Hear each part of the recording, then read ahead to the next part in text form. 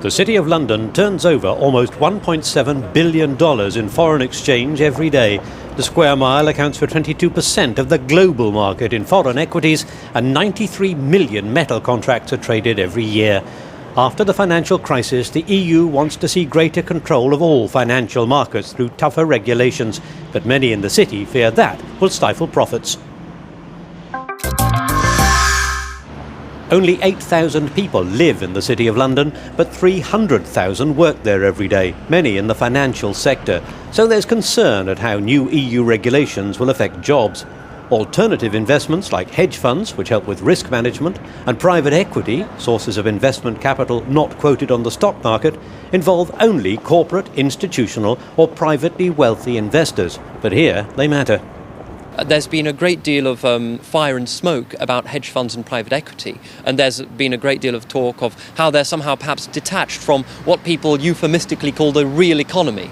But hedge funds in this country employ over 15,000 people.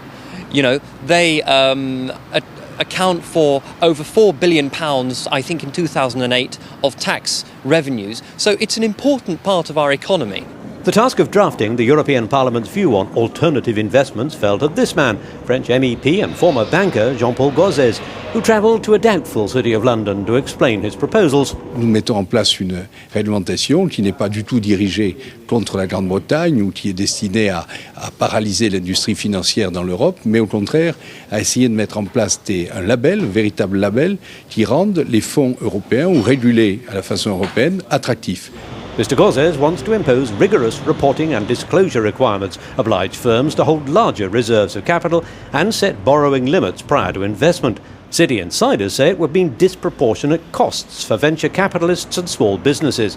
They fear too few EU lawmakers understand financial markets. Because the directive covers hedge funds and private equity and real estate and so forth, some of those provisions are relevant for a hedge fund, and they would not be relevant for private equity. In fact, they'd add cost and burden. And what you don't want is the net effect of all this is a reduction in the attractiveness of the industry and a reduction in the returns. What's the ultimate impact of that? It means less finance available for European companies for growth at a time when we desperately need growth. And it's a reduction in fund returns and pension fund returns at a time when pension funds are creaking. The European Commission wants more transparency in derivatives trading. It was discussed at this European Parliament hearing. It's easy to dismiss things like derivatives as part of a casino for the rich, which help companies and countries hide their true finances, as Greece did. But derivatives are not just about speculation.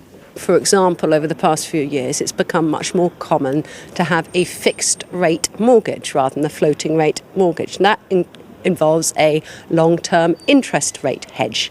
Another example I give is that very few farmers currently sell the wheat that they've grown in the field when they harvest it. They've sold it in advance. And so that is a commodities future.